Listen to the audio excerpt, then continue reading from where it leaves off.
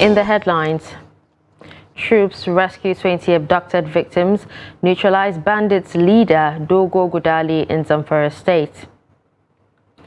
Thousands of Kano and Katsina residents witness colorful display of ancient Durbar festival. 11 people killed in Benin-Ore highway auto crash. And on the foreign scene, President Macron to hold new crisis meeting after third night of violence in France. Hello and welcome to Trust News Update. I'm Darshan Hussaina Usman.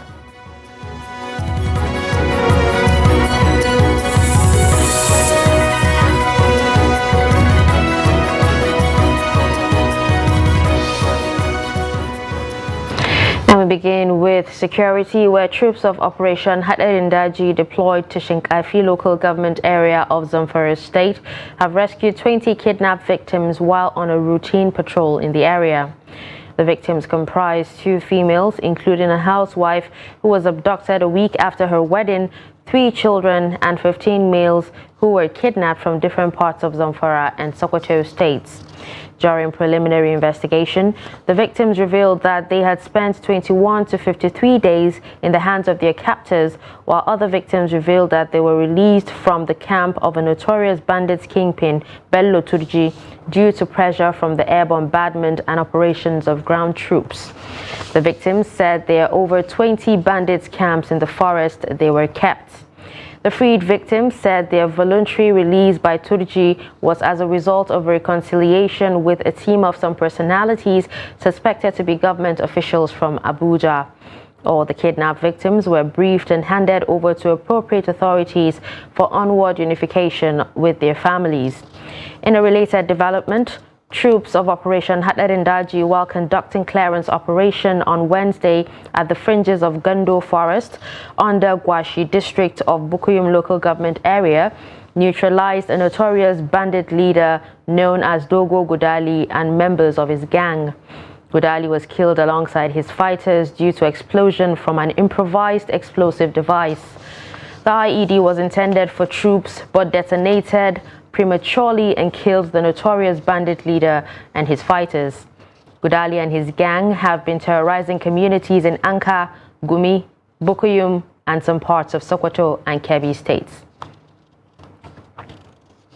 Now moving on to Kano, where Hawan Daushe is a centuries-old Durbar festival where the emir rides with his troops through the streets of Kano, paying Salah homage to his people.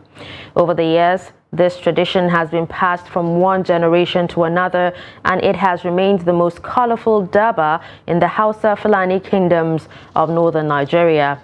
Correspondent Idris Jibrin reports that this year, thousands of Kano residents turned out to witness the royal presentation led by Emir Aminu Ado Bayero and attended for the first time by Governor Abba Kabir.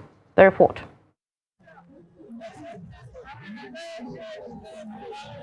Muslims again are celebrating another Salah, and the people of Kano know exactly how to celebrate. It's called Hawan Daushe, a centuries-old traditional Durbar entertainment, royal in its presentation, relentless in its motion, splendid in its color, and breathtaking horsemanship. This year's Hawan Daushe in Kano is unique for some reasons. First, the Salah festival has been peaceful owing to improved security situation. Then Kano has a new governor who is attending the Durbar for the first time since his election victory. Therefore, the people of Kano, foreign diplomat and tourists alike, stormed the palace while the emir rode out his troop to the street of Kano. Any person that enters Kano or that lives in Kano or a Kano man that has never witnessed Hawan Daushe before, he has not really come to Kano. It's something that worth watching. So we are happy to be part of this Hawan Daushe. We are praying to God to be witnessing this type of celebration in the next years to come. Hawan Daushe holds a day after Salah. It's always time-bound, beginning at sunset, ending at 4 p.m. In Hawan Daushe, traditionally the emir marched out his troops from Kofar Kwaru to the main entrance of the palace at Kofar Kudu, where he received special homage from his royal trains and from the people of Kano.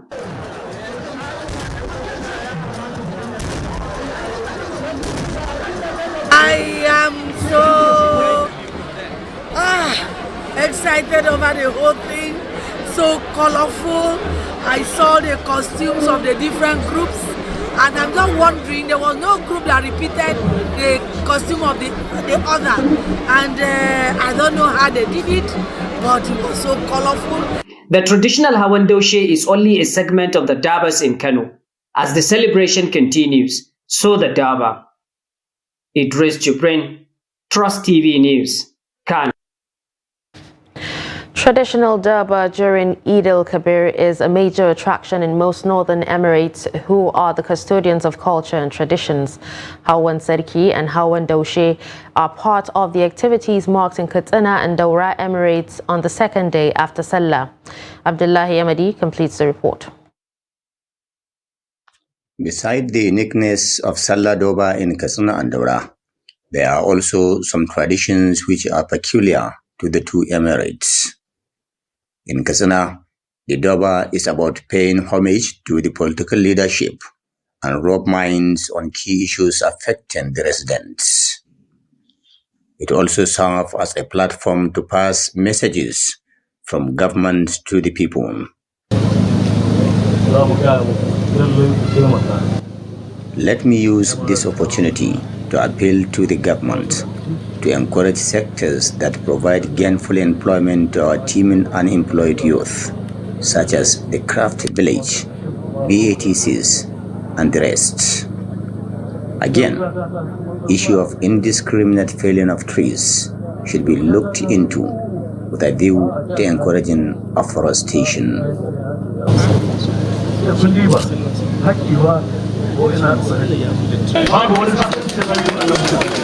The government will deal with insecurity head-on, and the agricultural revolution by this administration will be prioritized. I want to assure people of Katsina State that our administration will work assiduously to make lives better in the next couple of weeks.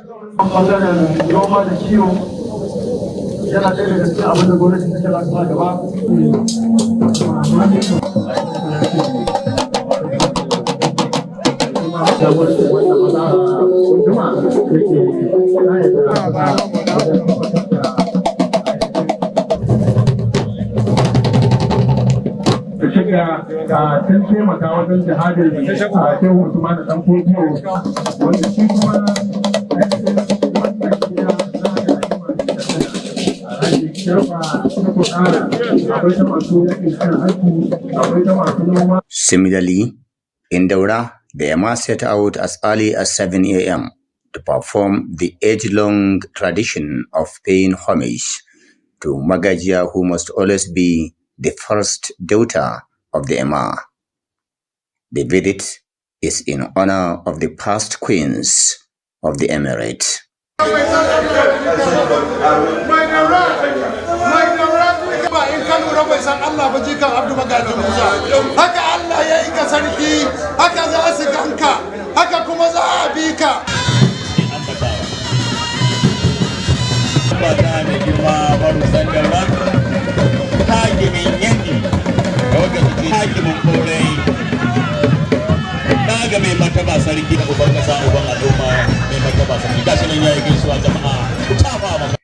Thereafter, the Ema, accompanied by his district heads, passed through some major streets of Daura town, receiving greetings and prayers from his subjects.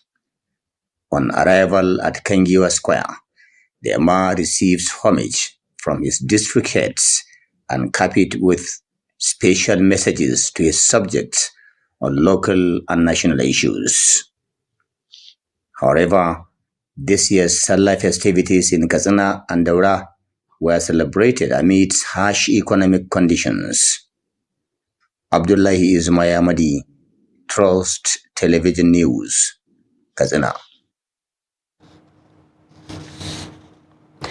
Meanwhile, Sallah celebrations in Damaturu, the capital of Yobe State, was low-key for residents as there was no sign of festivities such as the Daba.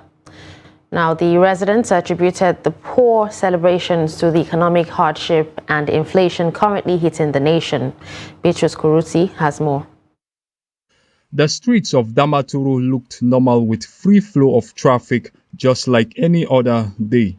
Activities within the city center had no semblance of a celebration despite being the second day of Eid al-Kabir.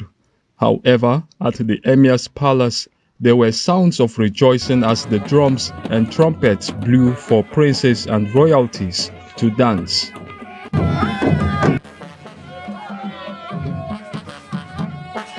This year, there was no Daba traditional festival to spice up the celebration for indigents of Yobe State. Some residents said the low-key celebration proves that the economic challenges and inflation are real. The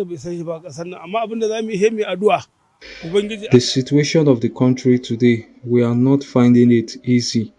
Especially this Salah, there is no money for us to celebrate. And it could be the reason why the Daba festival didn't hold. And the celebration is usually full of fun and life. We thank God that the Salah happened. It's just that there's no money in town. We pray that Allah answers our prayers.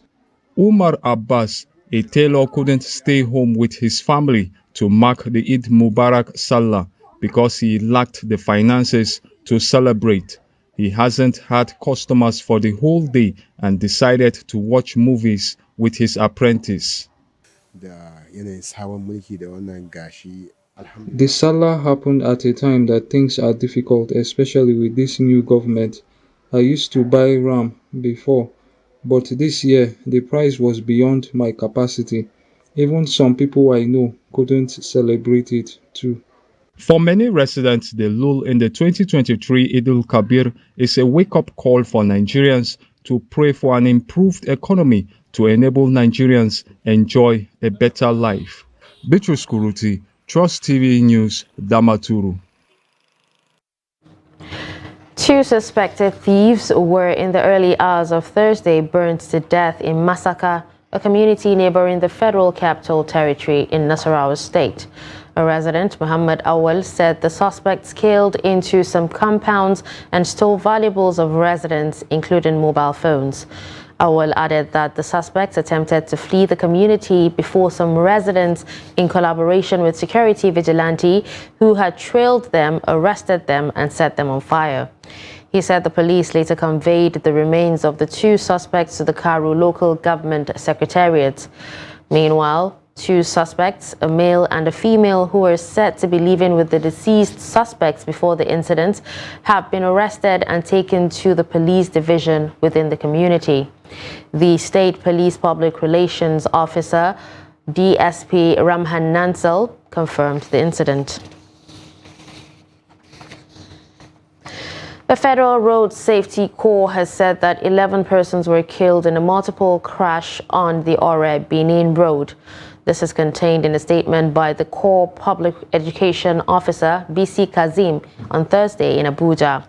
The statement said the crash occurred on kilometer 20, Ovia Bridge, Inward Benin, Edo State on June 26, 2023.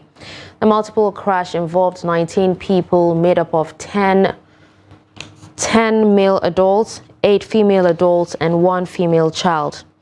The Corps said out of the number, 11 persons were killed, comprising 3 female adults, 7 male adults, and 1 female child, while 8 persons sustained various degrees of injuries. He said the injured were evacuated to the Saving Grace Hospital, Oviagie, in Benin, while the dead were deposited at University of Benin Teaching Hospital mortuary.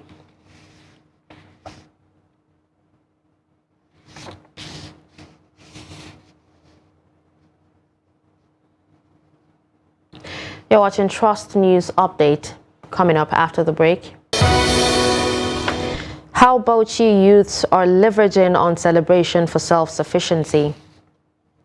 Do stay with us.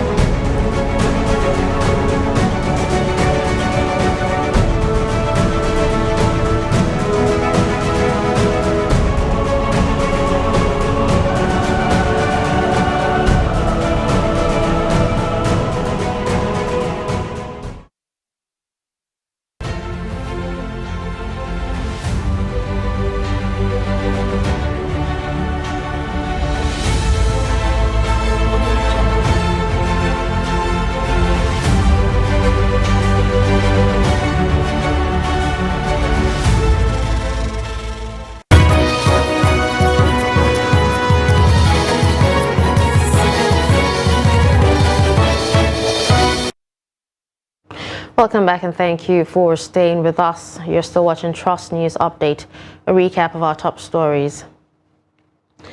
We told you that troops rescued 20 abducted victims, neutralized bandits leader Dogo Gudali in Zamfara State. You also heard that thousands of Kano and Katsina residents witnessed colorful display of ancient Durbar festival. Moving to other stories, residents of Makurdi, the Benue state capital, are calling on the federal and state governments to ensure the dredging of the river Benue in order to address the perennial cases of flooding in the area. The call followed the prediction by the Nigerian Meteorological Agency earlier this year of flooding in some parts of Nigeria in 2023. With rising water levels, Benue residents are lamenting that victims of the 2022 flood disaster who are yet to recover from last year's experiences would be exposed to another form of trauma if appropriate measures are not put in place. The report. Many Benue residents lost farms, farmlands, and household properties worth billions, as reported by the State Emergency Management Agency, SEMA, to flood in 2022. With the rising water levels, residents have been urged to clear drainages in their neighborhoods to pave way for free flow of water. There are places we have drainages, but there are also places that we do not have drainages. Such places need to be opened up, and ultimately, or the bigger picture of it is that we also need to have our waterways, the rivers, dredged, so that water will properly keep itself within its bound. Yeah, because most times it's when it comes out that it outflows and then it goes to cause damage, and it's always been tough for particularly the persons affected. I would like to suggest, we're in the rainy seasons again, I would like to suggest that individuals in particular, they need to take the hygiene of their environment very, very serious. Yes. To permanently address the problem, residents want the state and federal governments to dredge the river Benue. They also said dredging will also bring in economic opportunities to the upper and lower Benue states. The initiative to dredge the river Benue is long overdue now, and the economic imperative therein in the drainage, in the dredging, cannot be overemphasized as well. And I think it is one area that government should critically look into. If the capacity is not there, then the government should begin to seek out ways in which they can partner and collaborate with organizations or other governments who will give them the support towards actualization of such initiatives. Experts are worried that town planners are not doing enough in regulating building and construction in the state. Properties are standing against nature. Water will generally slope towards lower areas. So water naturally will slope towards the lower areas. So when you have buildings across water channels, they tend to cause problems in the area. So for people living in these areas I've talked about, clear your drainages, don't put rubbish in the drainages, and make sure they are clear so that water can pass through. In the meantime, those living in the flood-prone areas are advised to relocate to safer places. Jimmy Azande, Trust TV News, Makurdi. As the Sallah celebrations continues, some youths in Bauchi State have resolved to make life more meaningful for themselves as they concentrate on sales and sharpening of knives as a business, especially during annual Sallah festivals. Now, they told Trust TV that with that trade, they are sure of being self-reliant. Adamu Imam completes the report. With the celebration in its second day, some youths within the state capital took advantage of the period to make ends meet by selling knives and sharpening others to customers who to the slaughtering of animals less strenuous. They said the business is flourishing despite the economic downturn as more people patronize them during Sallah. This has been my business for over 15 years. In spite of the economic challenges, I was able to make it, but now things have changed to the extent that price of the machine we use to sharpen knives have tremendously increased. That notwithstanding, we are trying to adapt the situation in order to stay in business. This business is helping us a lot because since we usually visit the weekly markets for patronage and during Salah periods we come to town, we are enjoying, but if changes come, we will embrace them fully. For me, I will use the little I have to go back to school soon because I have a dream for my future by God's grace. Honestly, the hike in the price of fuel touched virtually everything. I went all the way to Katsina State to buy this iron. Transportation is now 8,500 naira as against 3,500 naira the previous years, so it is not easy. Nowadays, they measure the raw materials to know the weight using kilograms. Right now, we have our own share of the hardship. For those who have the means of partaking in the sacrifice, the rise in price of animals and knives notwithstanding, the celebration must continue. I come to sharp my knives because if you want to slaughter, Prophet Muhammad say, don't suffer your cow or your all the animals. If you want to slaughter them, don't suffer them. That is why you have to sharpen your knife. If you come to slaughter, you do it once and for all. This one is good for slaughtering animals, especially cows. We resorted to buying and sharpening them according to the Islamic injunction that says, don't suffer yourself and the animals while making a sacrifice. The sharing of Salah meat with family members and the less privileged, especially those who cannot afford to buy the animals, enable many to feel a sense of belonging, as this is part of the worship that earns faithful more reward from God. Adam Imam, Trust TV News, Bauchi. On the foreign scene, French President Emmanuel Macron was on Friday to chair a new crisis meeting of ministers after a third straight night of nationwide protests over the deadly police shooting of a teenager saw cars torched, shops ransacked, and hundreds arrested.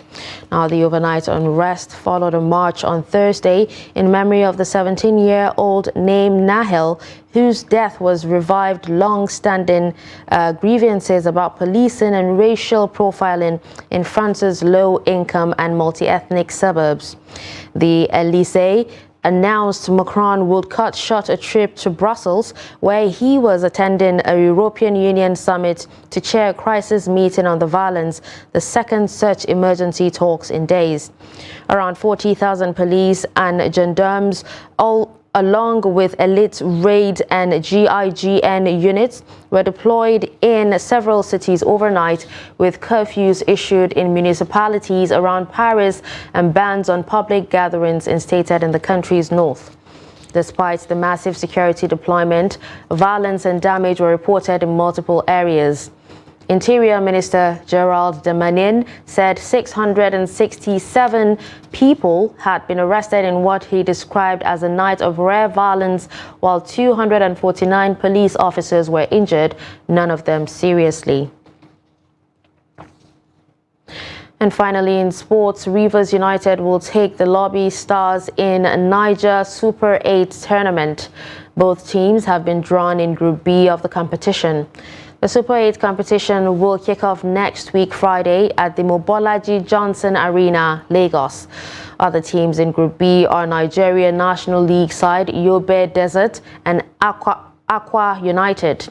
Now, Rivers United qualified for the tournament after defeating Bendel Insurance in the zonal playoffs last week at the Eket Township Stadium. 9-time Nigeria Premier League champions Eyimba, Remo Stars, Katsina United and Sporting FC are drawn in Group A. And with that, we've come to the end of Trust News Update. Don't forget to follow us across all our social media platforms. I'm Darshan Hussaina Usman. Thanks for watching.